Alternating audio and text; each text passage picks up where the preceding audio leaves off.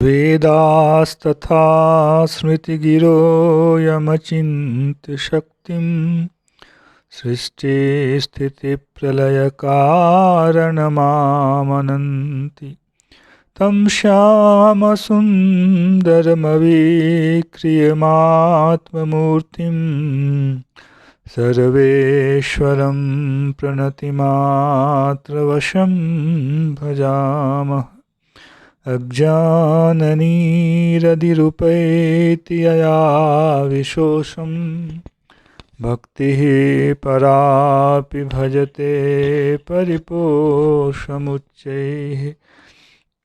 तत्त्वं परं स्फुरति दुर्गममप्यजस्रं साद्गुण्यभृत्स्वरचितां प्रणमामि गीताम्। नारायणं नमस्कृत्य नरं चैव नरोत्तमं देवीं सरस्वतीं व्यासं ततो जयमुदीरयेत्। हरे कृष्ण कृष्ण कृष्ण हरे हरे, हरे राम राम राम हरे हरे। गीता मंजरी का यह 148वां अंक है। विगत अंक में हम लोगों ने या निशा सर्वभूतानां तस्यां जागर्ति संयमी इस श्लोक के भाव को सुना कि दो प्रकार की बुद्धि होती है। एक विषय प्रवणा, विषय में संलग्न, और दूसरी आत्म प्रवणा, परमात्मा के विषय में संलग्न बुद्धि। और किस प्रकार एक के लिए जो दिन है वो दूसरे के लिए रात है, और दूसरे के लिए जो रात है वो दूसरे पहले वाले के लिए दिन है। उसके बाद शांति शब्द का प्रयोग हुआ कि जिसके मन में सभी कामनाएं उस प्रकार से समाहित हो जाएं जिस प्रकार से एक विशाल समुद्र में नदियां बिना किसी क्षोभ के समाहित हो जाती हैं, इस प्रकार से कामनाएं जिनके चित्त में समा जाएं और कोई विकार पैदा ना हो, तो समझना चाहिए कि वह शांति प्राप्त करने का अधिकारी है, उसने शांति को प्राप्त कर लिया है। शांति के विषय को ही भगवान आगे बढ़ा रहे हैं श्लोक संख्या 271 में। विहाय कामान यह सर्वान् पुमांश्चरति निस्पृहः निर्ममो निरहंकारः स शांतिमधिगच्छति। इसके पहले नास्ति बुद्धि अयुक्तस्य न चायुक्तस्य भावना न चाभाव्यतः शांतिरशांतस्य कुतः सुखम, श्लोक संख्या 266 में भगवान ने इस विषय को कहा कि जिसको शांति नहीं है उसे सुख की प्राप्ति नहीं हो सकती है। जब तक चित्त शांत नहीं है तब तक सुख की प्राप्ति नहीं हो सकती है। तो 271 में शांति कौन प्राप्त कर सकता है, इसको थोड़ा सा और विस्तार कर कह रहे हैं, यद्यपि 270 में भी यह विषय आया है। विहाय कामान यह सर्वान् पुमांश्चरति निस्पृहः, पुमान अर्थात वह देही सर्वान् कामान विहाय, सभी कामनाओं का परित्याग कर। कामनाएं क्या हैं? संसार को प्राप्त करना, जिस किसी भी रूप में संसार को प्राप्त करना, यह हमारी कामना है।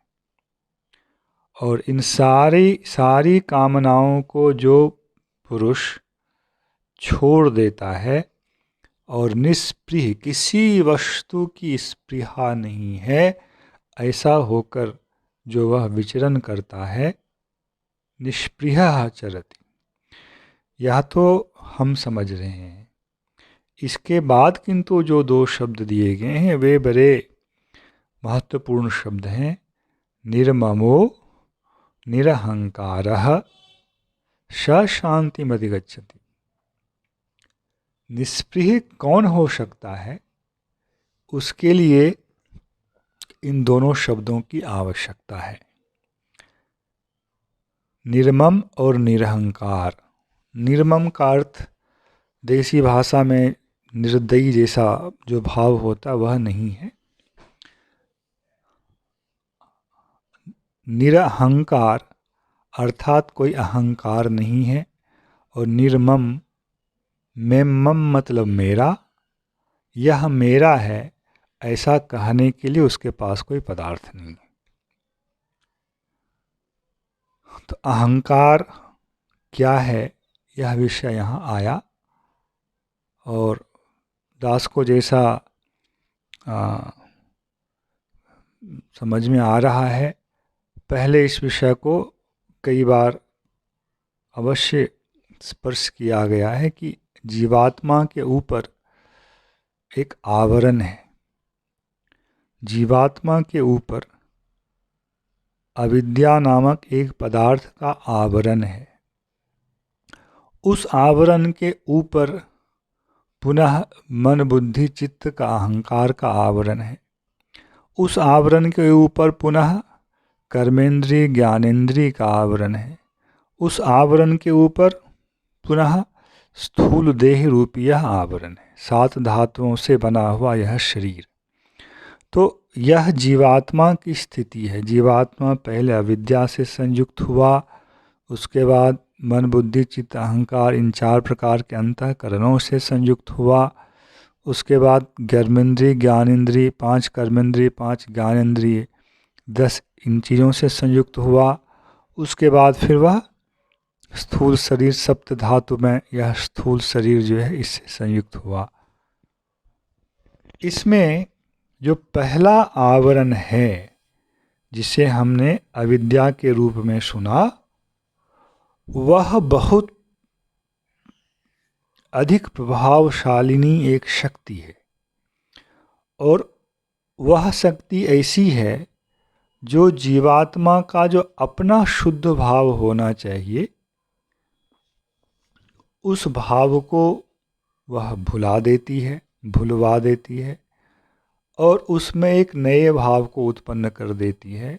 वह जो नया भाव है उसे वही अहम भाव कहलाता है, जिसके कारण वह इस देह में अहम की बुद्धि करता है कि मैं यह शरीर हूँ। दैहिक बुद्धि होना यह अहम भाव है, और फिर देह से संबंधित जितने भी पदार्थ हैं उनके प्रति हमारी बुद्धि होती है यह मेरा है, मैं यह हूँ, मैं यह शरीर हूँ, मैं अमुक हूँ, मेरा नाम यह है, यह अहम भाव है, और मैं अमुक नाम वाला हूँ, और यह पुस्तक मेरी है, यह घर मेरा है, यह ज़मीन मेरी है, ये मेरे माता पिता हैं, यह मेरा बंधु है, यह सब जो है मेरा का भाव है। तो जो इस अहंकार से रहित हो जाता है वही ममकार से रहित हो पाएगा। निर्मम का मतलब मम का, अहंकार अहम का भाव होना अहंकार, मम का भाव होना ममकार। जो अहंकार रहित हो पाएगा वही ममकार से भी रहित हो पाएगा। जिसका अहंकार विद्यमान है इस शरीर में वह ममता से रहित नहीं हो सकता है। और जब तक कोई व्यक्ति अहंता ममता से युक्त है तब तक वह निष्पृह नहीं हो सकता है। वह निष्पृह नहीं हो सकता है तो उसके मन की कामनाएं नहीं जा सकती हैं, और जब तक मन में संसार को पाने की कामनाएं रहती हैं तब तक वह शांति को प्राप्त नहीं कर सकता है। यह एक आंतरिक विज्ञान है। इसलिए जिसे शांति चाहिए उसके लिए अनिवार्य रूप से इन 3 गुणों का होना आवश्यक है कि वह निरहंकारी हो जाए, वह ममता से रहित हो जाए, कहीं उसकी ममता ना हो, और संसार की कोई कामना उसके अंतर्गत उसके हृदय में ना हो, तब वह शांति को प्राप्त करता है।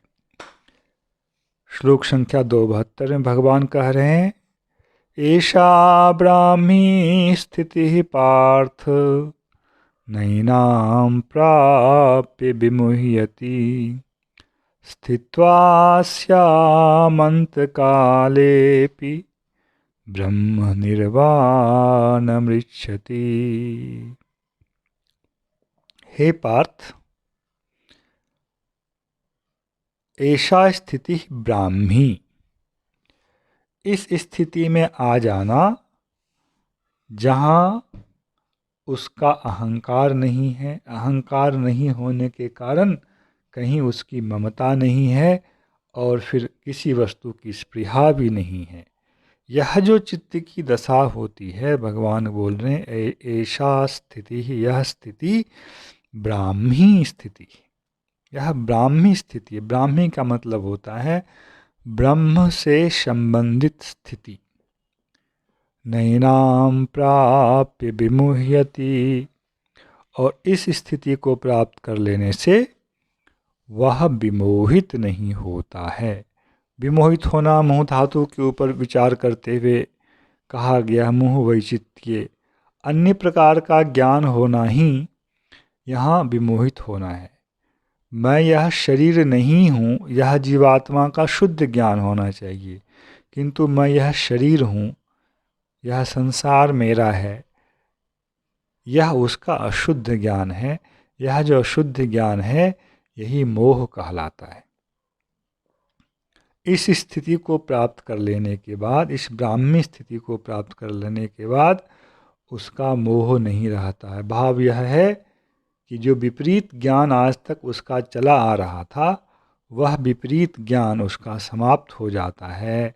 वह अपने स्वरूप को समझता है, क्योंकि अविद्या का प्रभाव उस पर से समाप्त हो चुका होता है।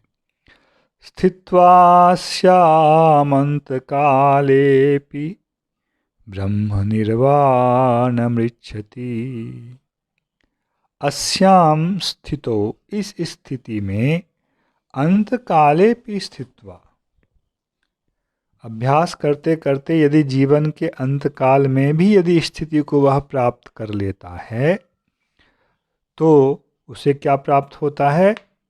ब्रह्म निर्वाणमृच्छति। ब्रह्म निर्वाण की उसे प्राप्ति होती है। निर्वाण का जो भाव है, वा धातु का अर्थ होता है गति, और निर्वाण का अर्थ भी गति ही होता है। ब्रह्म में उसे गति की प्राप्ति होती है। यही है ब्राह्मी स्थिति, ब्रह्म संबंधी स्थिति। और शरीर छूटने, जब तक शरीर है ब्रह्म संबंधी स्थिति उसकी कही गई, ब्रह्म संबंधिनी स्थिति ब्राह्मी स्थिति। और शरीर के छूट जाने के बाद वह जो है ब्रह्म के संबंध को पूर्णतः प्राप्त कर लेता है। आप लोग श्लोक संख्या 259 को पुनः देखें। विषया विनिवर्तन्ते निराहारस्य देहिनः रसवर्जं रसोप्यस्य परम दृष्ट्वा निवर्तते। यहाँ यह कहा जा रहा है परम वस्तु को देखने के बाद उसका जो रस के प्रति उसकी अभिलाषा होती है, वह अभिलाषा भी चली जाती है। वह परम को भगवान ने 2:61 में कह दिया है, मत पर, वह मैं हूँ, मुझ में शरणागत जो होता है। इसलिए भाव यह है कि समाधि की जो बात श्लोक संख्या 53 में की गई थी, समाधि में जिसकी बुद्धि अचल है, स्थित है, वह योग को प्राप्त करता है। तो समाधि में क्या होता है, उसी को हमने 2:59 से परम दृष्ट्वा निवर्तते, उस समय जो परम तत्व वस्तु है उसका दर्शन उसको प्राप्त होता है, और उसके दर्शन के बाद ही उसके हृदय की अविद्या जो है वह पूर्णतः समाप्त हो जाती है। अविद्या के समाप्त होने से उसका अहंकार समाप्त हो जाता है, अहंकार के समाप्त होने से ममकार समाप्त हो जाता है, ममकार के समाप्त हो जाने से उसे किसी वस्तु की स्पृहा नहीं रहती है। तब वह शांति को प्राप्त करता है, और शरीर छूट जाने के बाद वह ब्रह्म में गति को प्राप्त करता है।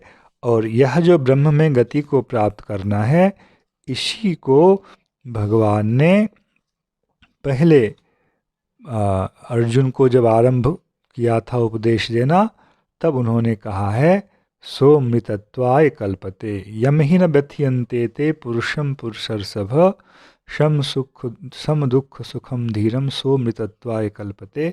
अब यहाँ की स्थिति से तुलना करके देखें। दुख और सुख में सम तो वही रह सकता है जिसका अहंकार और ममकार और स्पृहा ये तीनों समाप्त हो गए हैं, और वह अमृतत्व के योग्य हो जाता है। और ब्रह्म में गति को प्राप्त करना ही अमृतत्व की स्थायी स्थिति को लाभ करना है। जय श्री कृष्ण। हरे कृष्ण कृष्ण कृष्ण हरे हरे, हरे राम राम राम हरे हरे।